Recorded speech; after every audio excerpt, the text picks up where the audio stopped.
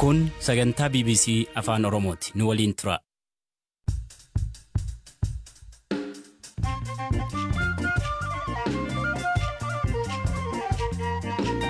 Akka moltan dhaggeeffattoota keenya sagantaa raadiyoo BBC Afaan Oromoo eegaleera. Mariin nagaa mootummaa Itoophiyaa fi TPLF gidduutti har'a Afrikaa kibbaatti gaggeeffama.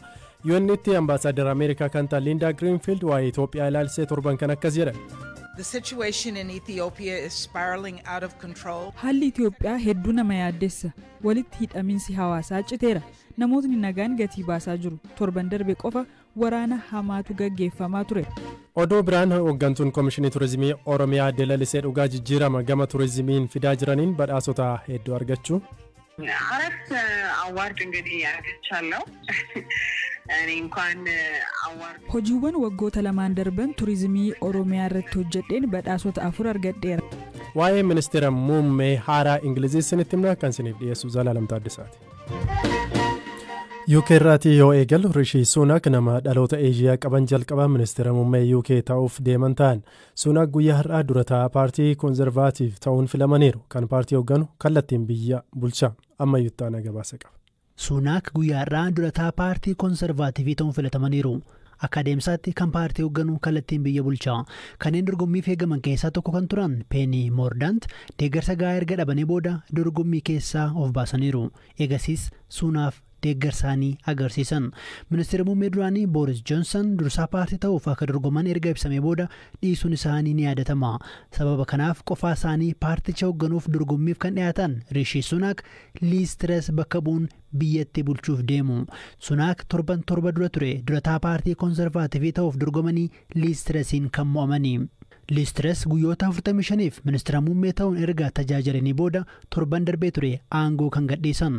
Haa ta'u malee aangootti dhufuun Rishi Sunak kun yeroo biyyattiin rakkoo dinagdeen raafamaa jirtutti kan mudatedha. Paartiileen mormituu qondaalli kun ministeera muummee ta'uu hin danda'an jechuun filannoo waliigalaa akka taasifamu gaafataa jiru. Filannoon waliigalaa yoo xiqqaate bara 2024 dura hin taasifamu.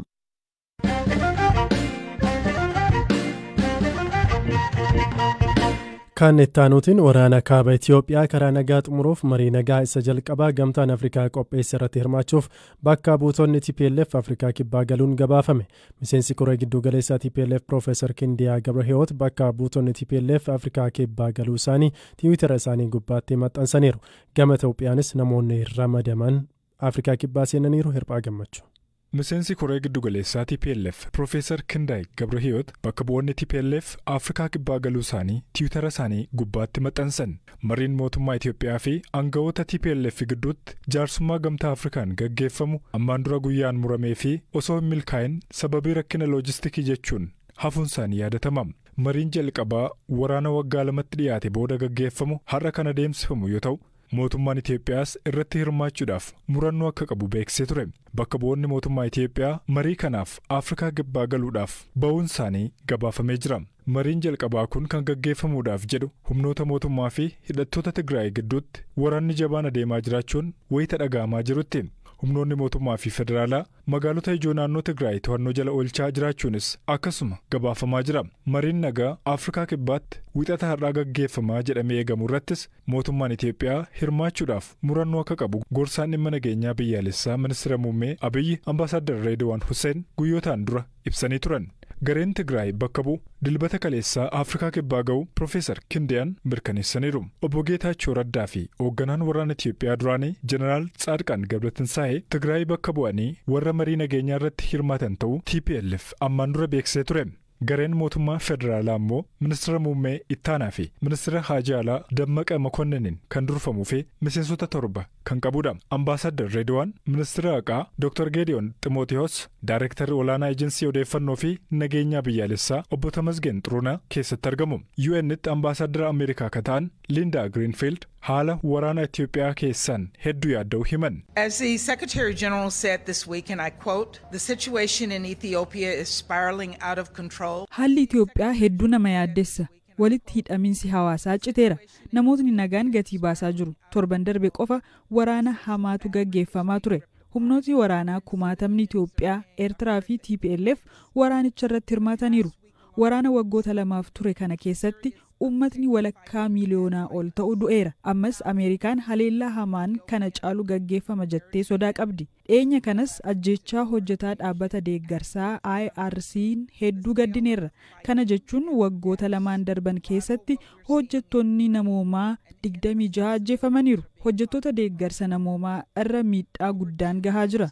Amma yerootti waraanni dhaabbachuun deeggarsi namoomaa danqaa tokko malee dhaqqabu ta'uu qaba.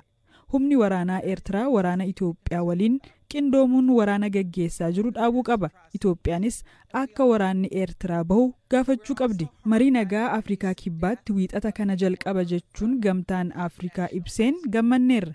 Qaamni hunduu waraanichatti xumura gochuuf marii kana irratti hirmaachuu qaba. Furmaanni waraanaan argamu hin jiru. Let me be clear, there is no military solution to this conflict. Ministeerri dhimma alaa Ameerikaa Anthony Blinken torban kanarra dhimma marii nageenyaa Itoophiyaa Afrikaa Kibbaatti gaggeeffamu irratti ministeera dhimma alaa Afrikaa Kibbaa wajjiniin mari'achuu himan. Blinken mariin kun akka milkaa'uuf maal gochuu akka qaban irratti waliin dubbachuu himanii Afrikaan Kibbaa ga'ee baatteefis galateeffataniiru. Dabalataan pirezidaantii Keeniyaa Wiiliyaam Ruuto wajjiniin nageenya naannoo gaanfa Afrikaa fi nageenya Itoophiyaa irrattis waliin dubbachuu himaniiru. Keeniyaan nageenya naannichaa mirkaneessuu keessatti ga'ee guddaa akka qabdus fuula tiwutara isaanii irratti barreessan.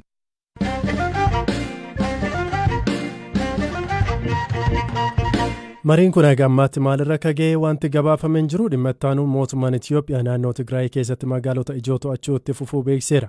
Ministeera tajaajila kominikeeshinii mootummaa wabeeffachuun fuula feesbuukii raayyaa ittisa biyyaa Itiyoophiyaa ibsa baaseen mala waraanaa TPLF ilaalchisuun raayyaan ittisa biyyaa Itiyoophiyaa magaalota ijoo naannoo Tigraay to'achuu itti fufeeraa jedhan Firaa'ol Balaayi.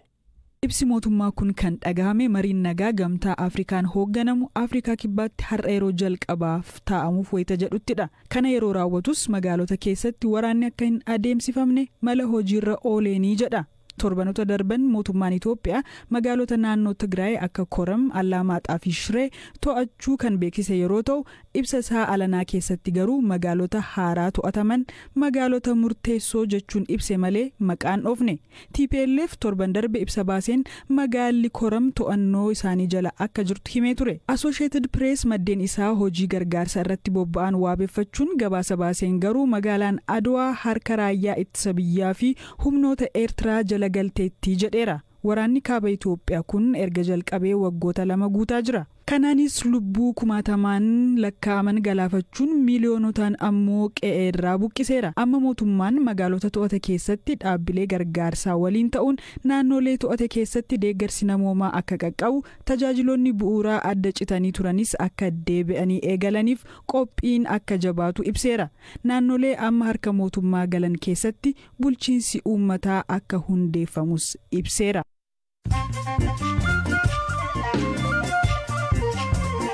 Sagantaa raadiyoo BBC Afaan Oromooti oduuwwan gaggabaaboon sinitti hima. Kibba Somaaliyaa Kismaayooti haleellaa Al-Shabaab hoteela irratti raawwate yoo xiqqaate namoonni 9 ajjeefaman. Namoonni 50 immoo miidhamuu isaanii aangawoonni dubbataniiru. Kana malees hidhattoonni haleellaa raawwatan 3 humnoota mootummaan yoo ajjeefaman namni 4ffaan konkolaataa isaa keessa ture irratti ofirratti dhoosee du'eera. Paaphaasiin warra Roomaa Abuune Firaansis mariin hirmaatota waraanaa kaaba Itiyoophiyaa akka milkaa'uun hawwa jedhan. Kadhataa fi deeggarsi keenya obboloota keenya lammiilee Itiyoophiyaaf deeggarsi namoomaa danqaa tokko malee akka dhaqqabudha jedhaniiru. Xiyyaarri waraanaa Raashiyaa kibba Saayiberiyaatti naannawaa manneen jireenyaa irratti kufee caccabu aangawoonni naannichaa himan. Bulchaan naannichaa kan ta'an Egor Kobees akka jedhanitti balaalii paayileetonni xiyyaarichaa lamaanuu kan du'an yoo ta'u jiraattonni miidhaan kamuu irra hin geenye jedhan.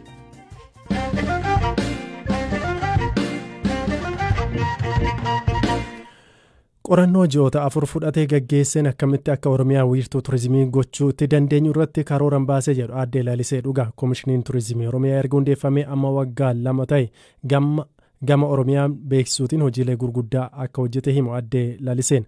Hooggantuun koomishinichaa kun jijjiirama gama turizimiin fidaa jiraniin beekamtii fi badhaasa biyya keessaa fi alaa argachaa jiru. Dhiyoo kanallee badhaasa dubartoota damee turizimiin Afrikaa keessatti dubartoota dhiibbaa uumuun beekaman keessatti maqaan isaanii ka'eera.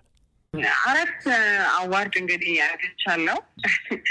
እኔ እንኳን አዋርድ hojiiwwan waggoota lamaan darban turizimii oromiyaa irratti hojjedheen badhaasota 4 argadheera. Badhaasotni kun kan dhuunfaa koo qofaan mo'adhe miti. Ani utuu naaf ta'ee badhaasota kana caccabsee garee kiyya hundaaf qoodee nan gammadaayyuu. Badhaasota kana yeroon fudhadhee waltajjii irraa bu'u natti dhaga'ama. Namuma fuuldura jirutu badhaafamaaf malee badhaasichi kan garee turizimii oromiyaati. Utuu hojjettoota keenya hundaaf kenname jedheen yaada. Badhaasonni argadhe inni dura Turkiitti kan qophaa'e badhaasa Pan Africa Change Maker jedhamudha. Kun badhaasa idil addunyaati. Inni lammataa Nigeria Lagositti kan qophaa'e Hospitality and Tourism Award kan jedhamudha. Badhaasa kana damee gaggeessummaa turizimii baha Afrikaa kan jedhuun mo'adhe. Badhaasni inni sadaffaan 100 Top Women in Travel and Tourism Personality kan jedhudha. Isa kana dhuma ji'a kanarrattan fudhadha. Badhaasi inni arfaffaan ammoo kanan biyya keessatti badhaafamedha. የአርአያ ሰው በቱሪዝም ዘርፍ kan jedhuudhaan badhaafame. ሰዎች ሮል ሞዴል ናቸው ተብሎ የሚታሰቡ እሱንም አግኝቻለሁ ማለት ነው። yaadi viizit oromiyaa biyyoota alaarraa fudhatamee gama turizimiin biraandii fi hawwata guddaa gara naannoo oromiyaatti akka fidee kan himan Aadde Laliseen hojiin isaanii hawaasa kan wiirtuu godhatee fi turizimii dijitaalessuun milkaa'ina guddaa kan argamsiisedha jedhan. Gara fuulduraatti hoo maal karoorsan kan jedhus gaafanneerra. ሁለት ዓመት በእንደዚህ አይነት ሁኔታ መስራት ባይዘይ ቀላል አይደለም እና እኔ አሁን physically ani damee turizimii kanarratti waggaa 2 hojjedheera. Waggaan lamaan kunneen salphaa miti. Waggaa lamaan kanatti turizimii oromiyaa irratti bu'uura tokko kaa'eera jedheen yaada. Yeroo muraasa booda gara hojiilee dhuunfaa kiyyaatti ce'uun yaada qaba. Seektara kana dhiisee bahuu kootiin dura garuu gaggeessaan turizimii anatti aanee dhufu nama ana caalu ta'uu qaba jedheen yaada. Waan ani hojjedhe kana caalaa nama hojjetu. Gabaa turizimii cimaa biyya keenyaaf kan fidu ta'uu qaba jedheen amana. Bakka qubsuma turistootaa babal'isuu balaliiwwan xiyyaaraa oromiyaa keessatti babal'atanii arguun fedha. Kuni amma yeroo ani turizimii naannichaa gaggeessu kanatti ni jalqabama. Yeroo ani bakka kana dhiisee deemu cimee akka itti fufu abdiin qaba. Oromiyaan ammoo akka maqaan keenya badu osoo hin taane biyya nagaa fi namoonni gammachuudhaan dhufanii bashannananii deebi'an akka taatuun hawwa. Namni bilisaan bobba'ee kan itti galu akka taatu hawwii kooti. Kanaafis cimeen hojjedha. ሰዎች በጣም በደስታ የሚመጡበት እንደ ኦሮሞነታችን እንደ እውነተኛ ማንነታችን ሰዎች ወጥተው የሚገቡበት ክልል እንዲሆን እመኛለሁ። እንዲታወቅም እፈልጋለሁ። ሰራለሁ።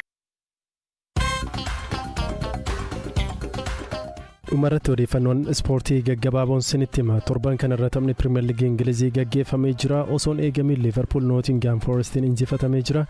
Miirri akkasii takkaanatti dhagaameen beeku jedhan leenjisaa Liverpool Jurgen Klopp gama biraatiin Manchester Cityin Brightoniin injifachuun dorgommii liigicha dursuuf Arsenaal waliin gochaa turan cimseetti fufee jira. Dabalataan Arsenaal kaleessa Southampton waliin qixaa 1-1 xumuree jira jechuudha. Yeroo lammaffaaf tapha Manchester Unitediin injifatametti aansee jechuudha. Kanarratti Arsenaal kan qabxii gate fooyyeensa guddaadha.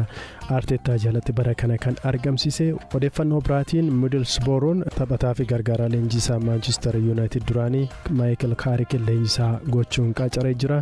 Aston Villaan gara injifannootti deebi'ee jira erga Steven Gerrardiin hojiirraa gaggeesse. Leenjisaan Sporting Lisbon Amorim jedhaman leenjisaa Villa ta'uun qacaramuuf xumurarrattidha kan isaan argamanii. West Ham har'a Bournemouth waliin taphata.